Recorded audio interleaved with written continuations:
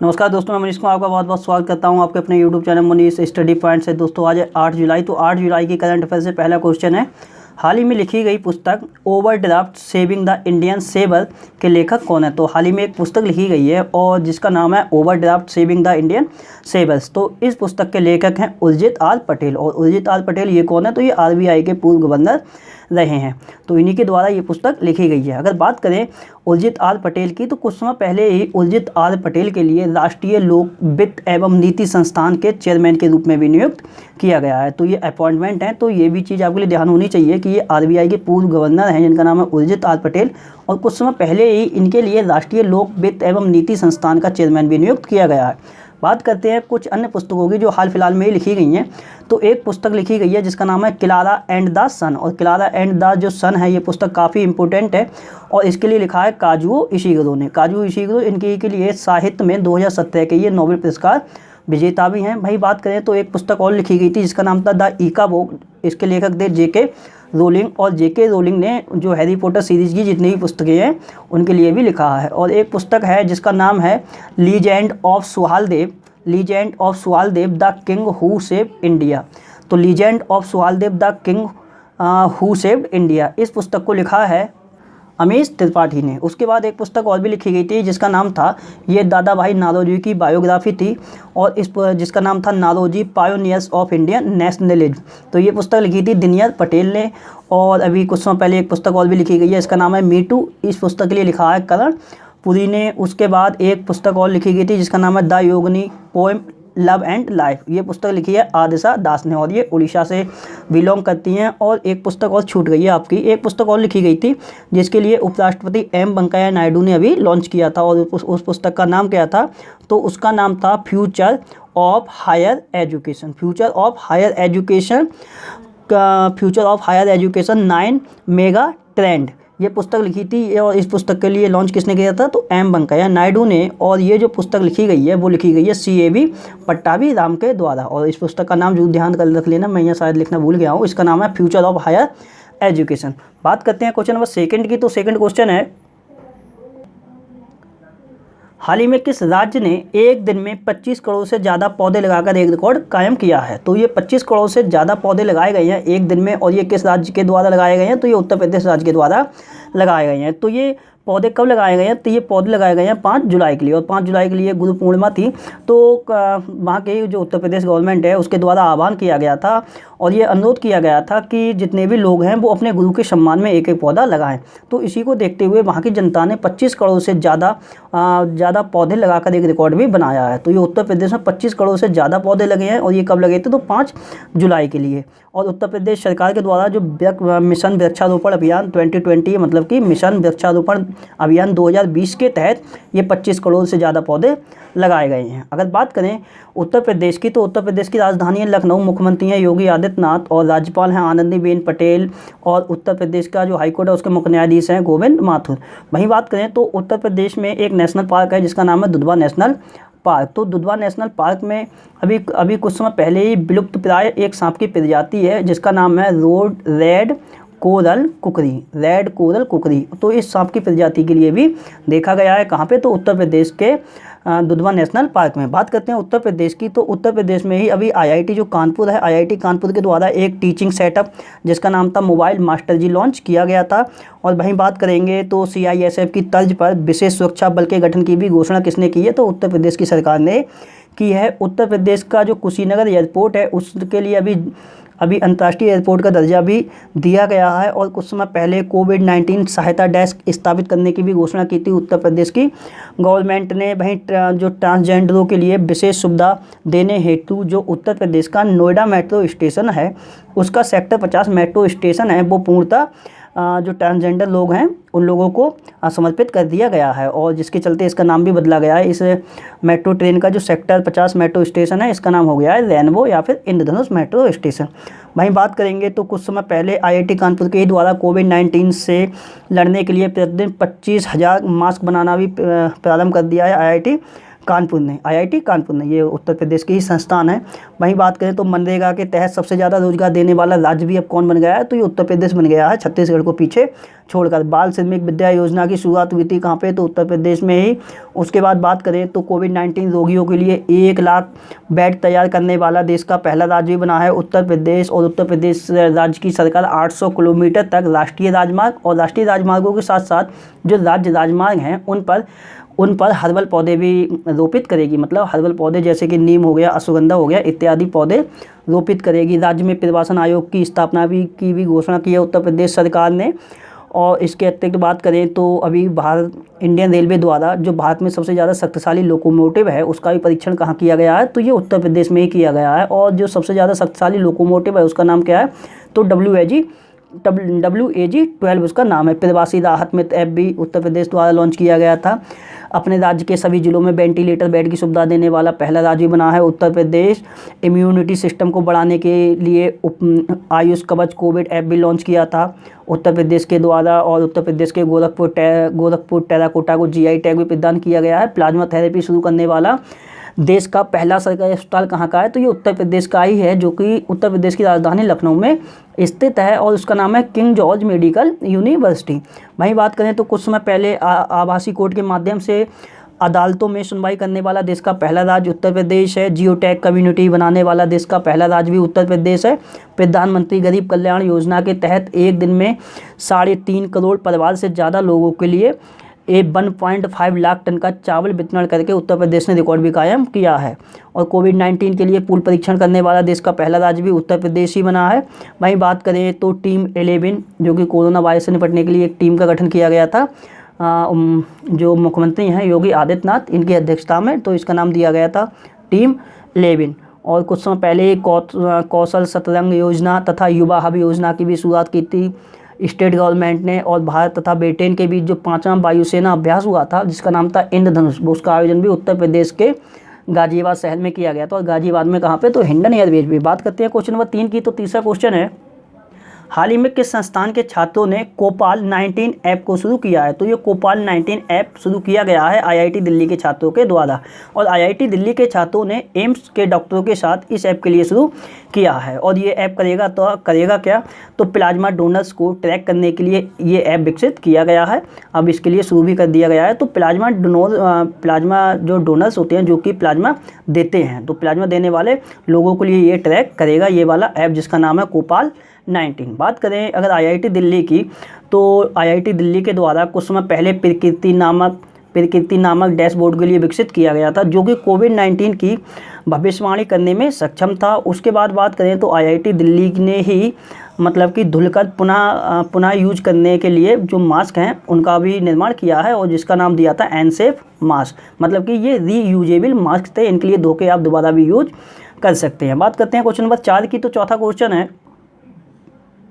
हाल ही में उड़ीसा राज्य सरकार ने हरित आवरण को बढ़ावा देने के लिए किस पहल को शुरू किया है, तो उड़ीसा राज्य सरकार ने हरित आवरण को बढ़ावा देने के लिए जिस पहल को शुरू किया है उस पहल का नाम है सबुजा उड़ीसा। तो सबुजा उड़ीसा ये पहल चलाई गई है स्टेट गवर्नमेंट के द्वारा। और बात करें ये पहल है तो इसमें है क्या, या फिर ये कार्यक्रम है, तो इस कार्यक्रम के तहत क्या होगा, तो इस कार्यक्रम में 1 रुपये की दर से लोगों के लिए पौधों के अंकुर वितरित किए जाएंगे ताकि ज़्यादा से ज़्यादा स्टेट में जो भी पौधे हैं वो लगाए जा सकें। और इससे क्या होगा, तो इससे लिए हरित आवरण को बढ़ावा मिल सकेगा। बात करते हैं अगर उड़ीसा की, तो चूँकि ये उड़ीसा राज्य सरकार ने शुरू किया है ये वाली जो इनिशिएटिव है। बात करें उड़ीसा की, तो राजधानी भुवनेश्वर में है, मुख्यमंत्री हैं नवीन पटनायक, राज्यपाल हैं गणेशी लाल और उड़ीसा का जो हाईकोर्ट है उसके मुख्य न्यायाधीश हैं मोहम्मद रफ़ीक।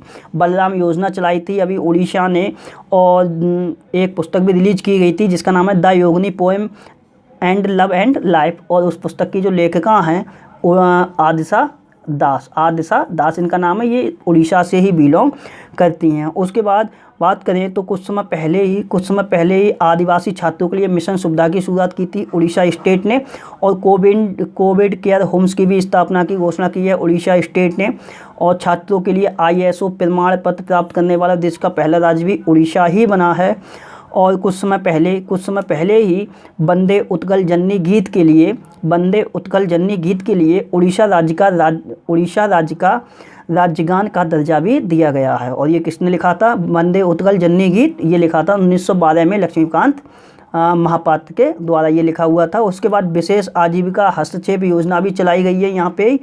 उसके बाद बात करें तो जो उड़ीसा में एक मंदिर है कोणार्क का सूर्य मंदिर, तो ये कोणार्क में पड़ता है और जिसके लिए ब्लैक पैगोडा मंदिर के नाम से भी जानते हैं। इसके लिए पूर्णतः सोलराइज भी किया जाएगा, जिसके लिए केंद्र सरकार ने 25 करोड़ रुपए की योजना भी बनाई है। वहीं बात करें तो कुछ समय पहले ही जो पैटा इंडिया के द्वारा यहाँ के जो मुख्यमंत्री हैं नवीन पटनायक, उनके लिए हीरो ऑफ एनिमल्स अवार्ड से भी सम्मानित किया है। बात करते हैं नेक्स्ट पॉइंट की। तो कुछ समय पहले उड़ीसा ने यूनिसेफ के साथ मिलकर मोह प्रतिभा प्रोग्राम की भी शुरुआत की थी। और वहीं बात करें और 1 अप्रैल के लिए क्या मनाया जाता है? तो उड़ीसा राज्य का स्थापना दिवस मनाया जाता है, जिसके लिए उत्कल दिवस के नाम से भी जानते हैं। उड़ीसा स्टेट गवर्नमेंट ने अपने राज्य के जो भी सेल्फ हेल्पिंग ग्रुप्स हैं, मतलब कि स्वयं सहायता समूह हैं, तो उन लोगों के लिए एक अलग से विभाग बनाया है और उस विभाग का नाम दिया है मिशन शक्ति विभाग। तो मिशन शक्ति विभाग नाम है इसका। उसके बाद जल साथी कार्यक्रम की शुरुआत भी कहाँ पे हुई थी? तो उड़ीसा में की गई थी।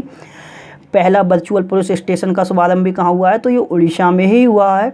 उसके बाद बात करें तो खेलो इंडिया यूनिवर्सिटी गेम्स का जो पहला संस्करण था, उसका आयोजन भी उड़ीसा की राजधानी भुवनेश्वर में किया गया था। और इस आयोजन में जो विजेता टीम रही थी वो रही थी चंडीगढ़ की पंजाब यूनिवर्सिटी, जिसने की टोटल 46 मेडल जीते थे। और उड़ीसा में ही मनाया जाता है धानु यात्रा महोत्सव। तो धानु यात्रा महोत्सव कहाँ मनाया गया है? तो ये उड़ीसा में ही मनाया गया है। बात करते हैं क्वेश्चन नंबर 5 की। तो 5वां क्वेश्चन है, हाल ही में किस राज्य की सरकार ने इंतजार आपका नाम से एक अभियान शुरू किया है? तो ये एक अभियान शुरू किया है मध्य प्रदेश की सरकार ने, जिसका नाम दिया है इंतजार आपका। तो इंतजार आपका नाम से एक अभियान शुरू किया है मध्य प्रदेश स्टेट गवर्नमेंट के द्वारा। बात करें इस अभियान की, तो ये अभियान है क्या? तो ये अभियान पूर्णतः डिजिटल है। तो इससे क्या होगा? तो मतलब कि सोशल मीडिया के माध्यम से राज्य के जितने भी पर्यटन स्थल हैं, मतलब कि मध्य प्रदेश राज्य के जितने भी पर्यटन स्थल हैं, तो उन पर्यटन स्थलों की सारी विशेषताएं तथा सारी जानकारी दी जाएगी सोशल मीडिया के माध्यम से। और इसका मेन मकसद यही है कि जानकारी देकर जो भी विदेशी पर्यटक हैं या फिर जो भी अन्य पर्यटक हैं, वो मध्य प्रदेश में जो भी पर्यटन स्थल हैं वहाँ पर आएँ और कहते हैं जो भी पर्यटन स्थल हैं उनके लिए देखें। मतलब कि पर्यटकों को अपने राज्य की ओर आकर्षित करने के लिए ये एक अभियान चलाया है मध्य प्रदेश की गवर्नमेंट ने, जिसका नाम है इंतजार आपका। बात करते हैं मध्य प्रदेश की। तो मध्य प्रदेश की राजधानी भोपाल में मुख्यमंत्री कौन है? तो मुख्यमंत्री हैं शिवराज सिंह चौहान। राज्यपाल कौन है? तो मध्य प्रदेश के अभी राज्यपाल कौन है, जो कि अभी अतिरिक्त प्रभार के रूप में, इनका नाम है आनंदीबेन पटेल। और मध्य प्रदेश के हाईकोर्ट के मुख्य न्यायाधीश हैं अजय कुमार मित्तल। और मध्य प्रदेश में ही कोविड-19 योद्धा कल्याण योजना, जीवन शक्ति योजना, जीवन अमृत योजना, उसके बाद मुख्यमंत्री जन कल्याण संबल योजना, देश की पहली FIR आपके द्वार योजना, चरण पादुका पहल, दीदी वाहन सेवा की शुरुआत, सबको मिलेगा रोजगार योजना, बुखार क्लिनिक की शुरुआत, श्रम सिद्धि अभियान। तो इन सब अभियान की शुरुआत भी कहाँ की गई है?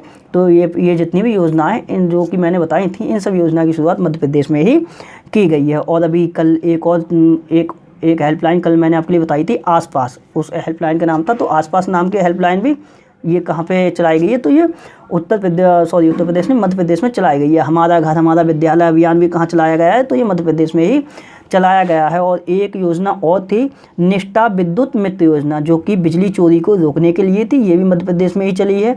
और प्रवासी श्रम आयोग गठित किया गया है प्रवासी लोगों के हितों की रक्षा के लिए।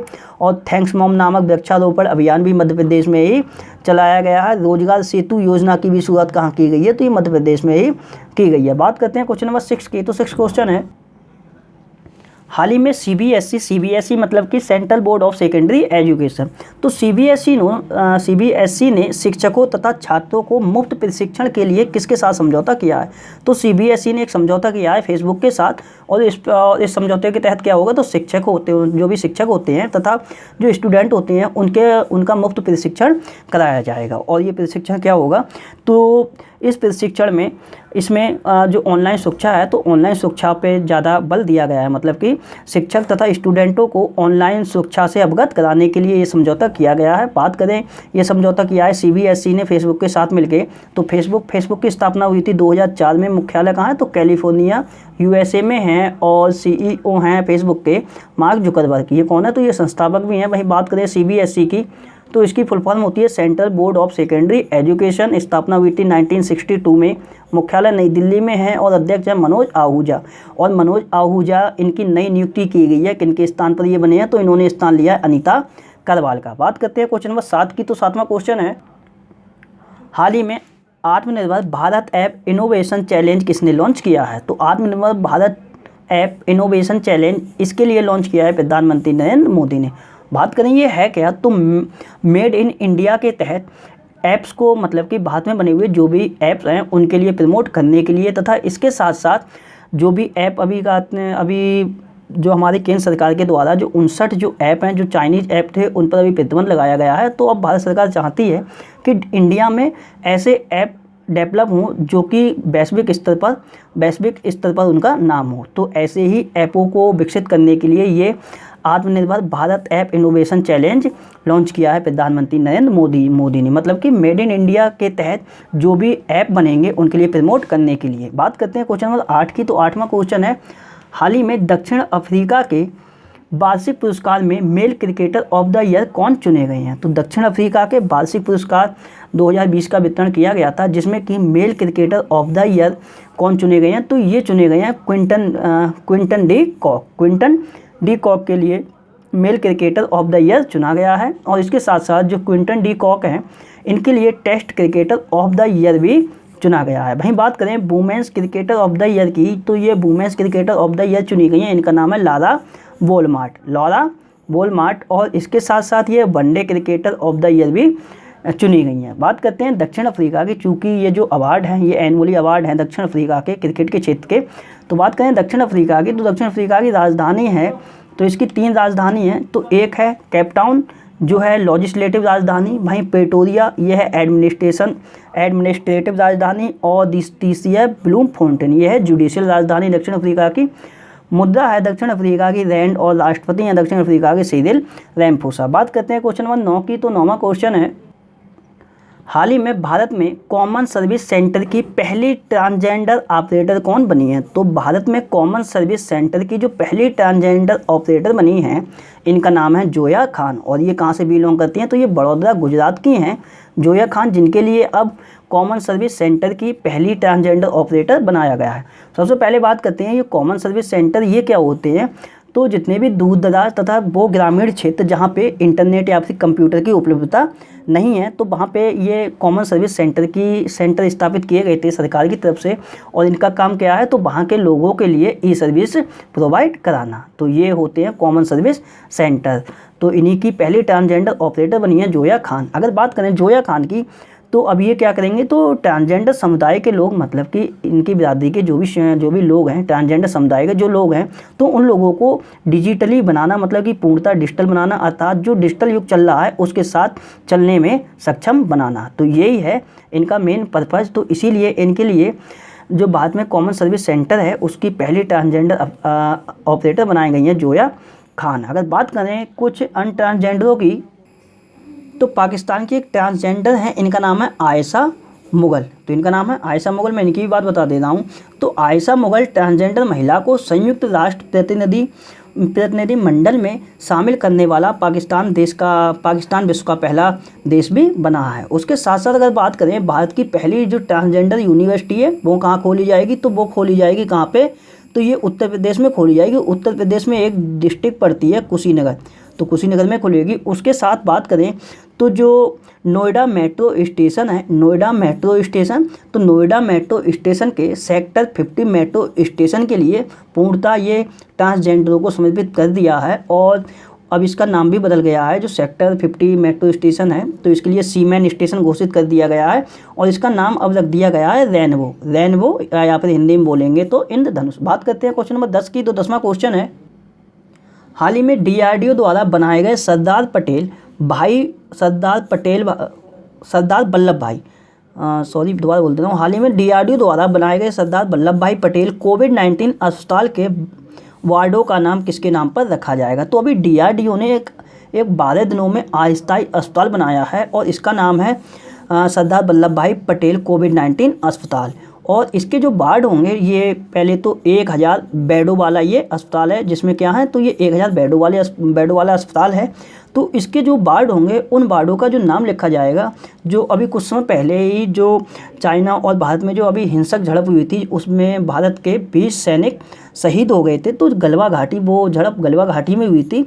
तो गलवा घाटी में जो शहीद हुए हैं, उनके सैनिकों के नाम पर ये सरदार वल्लभ भाई पटेल कोविड-19 अस्पताल के वार्डों का नाम रखा जाएगा। बात करें तो ये एक अस्थायी अस्पताल है और दूसरी बात ये है कि ये 1000 बेड वाला अस्पताल है। वहीं बात करें तो अभी कुछ समय पहले ही भारत का, मतलब भारत नहीं, वो तो दुनिया ही है, all over India, all over world है, तो दुनिया के सबसे बड़े कोविड-19 अस्पताल भी अभी उसका भी उद्घाटन किया गया था। जिसका उद्घाटन किसने किया था, तो दिल्ली के जो उपराज्यपाल हैं अनिल बैजल के द्वारा उसका उद्घाटन किया गया था। और उसका नाम क्या है, तो उसका नाम है Sardar Patel Covid care centre. तो उसका नाम है Sardar Patel Covid care centre.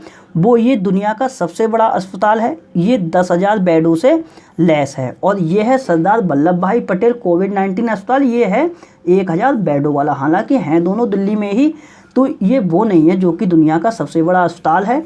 उसका नाम है Sardar Patel Covid care centre, दोनों में अंतर है। तो ये जो 1000 बेडों वाला जो अस्पताल बनाया गया है, इसके लिए बनाया है DRDO ने, 12 दिनों में बनाया है मात्र। ये एक अस्थायी अस्पताल है और उसके वार्डों का नाम रखा जाएगा जो गलवा घाटी में शहीद सैनिक हुए थे उनके नाम पर। बात करें अगर DRDO की, तो स्थापना हुई थी 1958 में और 1958 में नासा की भी स्थापना की गई थी। मुख्यालय है नई दिल्ली में और अध्यक्ष हैं जी सतीश रेड्डी। बात करते हैं क्वेश्चन नंबर 11 की। तो 11वां क्वेश्चन है, NPCI द्वारा कहाँ स्मार्ट डेटा सेंटर स्थापित किया जाएगा। तो हाल ही में NPCI ने घोषणा की है, जिसने कि उसने अपने डेटा सेंटर स्थापित करने की घोषणा की है। और इसकी घोषणा के अनुसार जो NPCI है, ये अपना स्मार्ट डेटा सेंटर स्थापित करेगा हैदराबाद में। बात करेंगे स्मार्ट डेटा सेंटर, तो ये क्या होता है, तो ये ऐसा सेंटर होता है जहाँ पे उससे संबंधित सारा डाटा कलेक्ट किया जाता है और वहाँ से उससे संबंधित जो भी गतिविधियाँ होती हैं वो ऑपरेट की जाती हैं या फिर कंट्रोल की जाती हैं। तो इसके लिए NPCI द्वारा 500 करोड़ रुपए का इन्वेस्टमेंट भी किया गया है ये डाटा सेंटर स्थापित करने के लिए। और जो NPCI, मतलब कि इसका मतलब ये है, अब NPCI के जितने भी समस्त मतलब कि जितने भी सारे डेटा हैं और डेटा, मतलब कि NPCI के जितने भी डेटा संबंधित गतिविधियां हैं वो अब इसी सेंटर से ऑपरेट या फिर कंट्रोल की जाएंगी। अगर बात करें NPCI की, तो NPCI पहली बार है क्या, तो NPCI की फुल फॉर्म होती है national payment corporation of India. तो जितने भी UPI पेमेंट हो गए या फिर जितने भी ऑनलाइन पेमेंट होते हैं, तो उन सभी पेमेंटों के लिए ये एक रिस्पॉन्सिबल सरकारी संस्था है जिसका नाम है NPCI। बात करें इसकी स्थापना की, तो स्थापना हुई थी 2008 में। मुख्यालय है मुंबई में और MD तथा CEO इनका नाम है दिलीप असवे। बात करें NPCI की, तो NPCI ने कुछ समय पहले PAI, चाहे आप पाई पढ़िए चाहे पे पढ़िए, तो PAI नाम से एक चैटबॉट भी लॉन्च किया था। किसने, तो ये NPCI ने ही लॉन्च किया है। किस नाम से, तो PAI।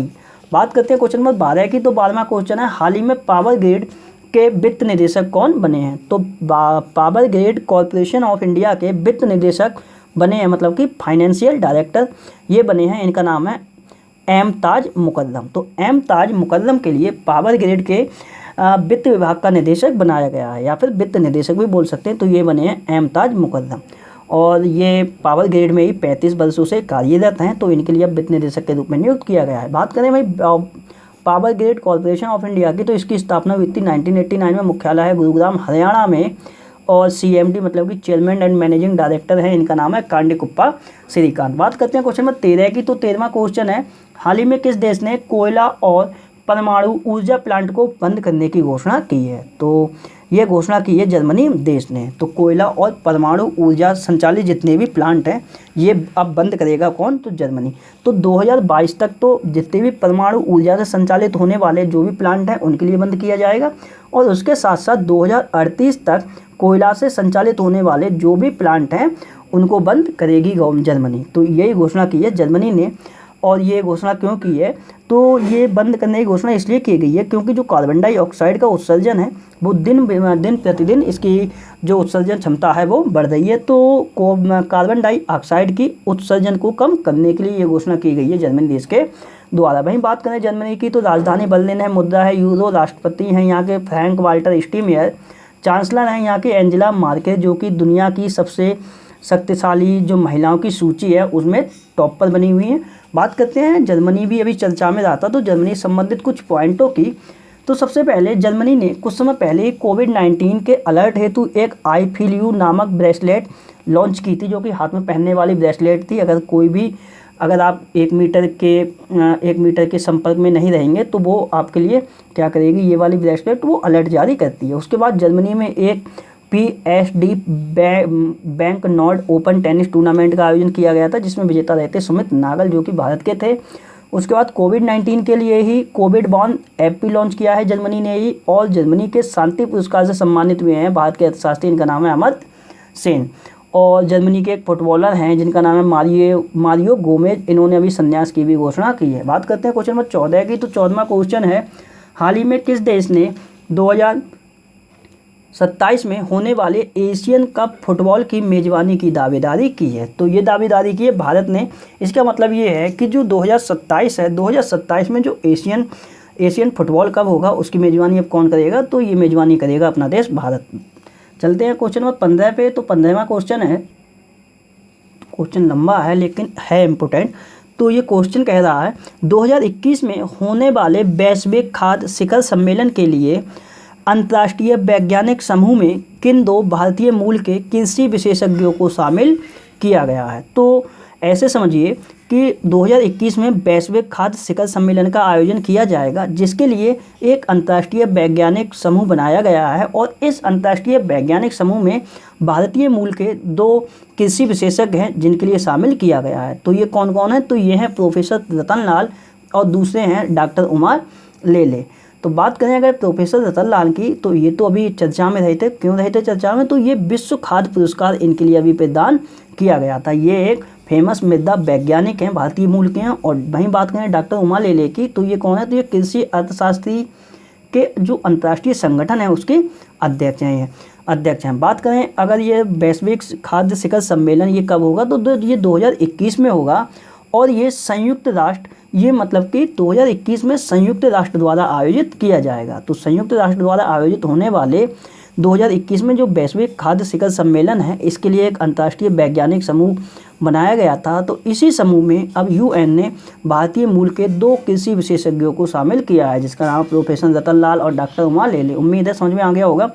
बात करते हैं संयुक्त राष्ट्र की। तो संयुक्त राष्ट्र की स्थापना हुई थी, ये कब हुई थी, तो संयुक्त राष्ट्र की स्थापना हुई थी 24 अक्टूबर 1945 में, और 24 अक्टूबर के लिए क्या मनाया जाता है, संयुक्त राष्ट्र स्थापना दिवस भी मनाया जाता है। मुख्यालय है न्यूयॉर्क में, महासचिव है एंटोनियो गुतेरस। बात करते हैं क्वेश्चन नंबर 16 की। तो 16वां क्वेश्चन है, हाल ही में कौन सी बैंक NGFS में शामिल हुई है? तो NGFS में शामिल हुई है, इसका नाम है एशियाई विकास बैंक। बात करें अगर NGFS, तो ये क्या है, तो ये विभिन्न देशों के केंद्रीय बैंकों तथा पर्यवेक्षकों का एक समूह है, और इसके लिए बोलते हैं central bank and supervisors network for grinning for the financial system.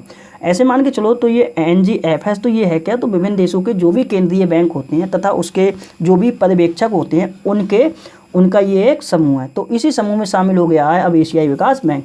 बात करें एशियाई विकास बैंक की, तो एशियाई विकास बैंक की स्थापना हुई थी 1966 में। मुख्यालय है मनीला, फिलीपींस में। अध्यक्ष है मात्सुको असाकावा।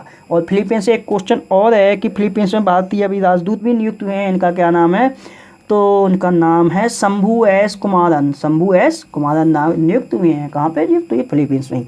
बात करते हैं कल जो क्वेश्चन पूछे थे उनके आंसरों की। तो कल आपसे पहला क्वेश्चन पूछा गया था, आसपास नामक हेल्पलाइन सेवा किसने शुरू की थी? इसका आंसर था मध्य प्रदेश। दूसरा था कीटाणु शोधन बॉक्स, जिसका नाम था यूनिसिवर, ये किसने लॉन्च किया था? इसका आंसर IIT रुड़की। तीसरा क्वेश्चन था विदेशी मुद्रा भंडार में भारत का स्थान, ये 5वां है। NHAI के अध्यक्ष, इनका नाम है सुखबीर सिंह संधू। अब इनका कार्यकाल में 6 माह का विस्तार भी किया गया है। 5वां क्वेश्चन पूछा था पल्स नामक एक 3D प्रिंटेड नेकलेस या फिर पेंडल का विकास किया गया था, ये किसके द्वारा बनाई गई थी? इसका आंसर था नासा। 2019 में समुद्री मछली उत्पादन में शीर्ष पर राज्य कौन रहा था? तो ये रहा था तमिलनाडु। 7वां क्वेश्चन था टब कुकी अभियान की शुरुआत किसने की थी? तो इसका आंसर था इंडिगो एयरलाइंस। 8वां क्वेश्चन था लीड नामक पोर्टल किस राज्य द्वारा लॉन्च किया गया था? आंसर था दिल्ली। 9वां क्वेश्चन था बलराम योजना किस राज्य द्वारा लॉन्च की गई है? तो ये भूमिहीन किसानों को ऋण मुहैया कराने के लिए ये बलराम योजना चलाई है उड़ीसा राज्य की सरकार ने। और मैंने 10वां क्वेश्चन पूछा था दुनिया का सबसे बड़ा ई कचरा उत्पादक देश कौन बना है? तो इसका आंसर था चाइना। अब आज के रिवीजन के लिए आज से कुछ क्वेश्चन है। तो पहला क्वेश्चन है इंद्रवज्र नामक ऐप किस गवर्नमेंट ने लॉन्च किया है, मतलब कि किस स्टेट ने लॉन्च किया है? दूसरा बताना है किस मंत्रालय द्वारा टॉप्स योजना लॉन्च की गई है? तीसरा क्वेश्चन बताना है विश्व का तीसरा सबसे बड़ा स्टेडियम कहाँ स्थापित किया जाएगा? चौथा क्वेश्चन बताना है पहला भारतीय सोशल मीडिया ऐप का नाम क्या है? और 5वां क्वेश्चन बताना है धनवंतरी रथ मोबाइल ऐप ये गुजरात के किस राज्य में चलाया गया है? और छठा क्वेश्चन बताना है लद्दाख मैराथन का कौन सा संस्करण अभी रद्द किया गया है, जो कि 2020 में ही सितंबर माह में आयोजित होने वाला था? और लास्ट क्वेश्चन बताना है ड्रग डिस्कवरी हैकथॉन 2020 की शुरुआत किसके द्वारा की गई है? तो दोस्तों ये थी आज से संबंधित सारी करंट अफेयर घटनाएं जो कि मैंने आपसे डिस्कस कर दी। अगर मेरे द्वारा बनाई हुई करंट अफेयर आपके लिए पसंद आती है तो मेरे चैनल मुनीष स्टडी पॉइंट के लिए लाइक करें, शेयर करें, सब्सक्राइब करें। वीडियो को टाइम देने के लिए बहुत बहुत धन्यवाद। आपका दिन शुभ हो।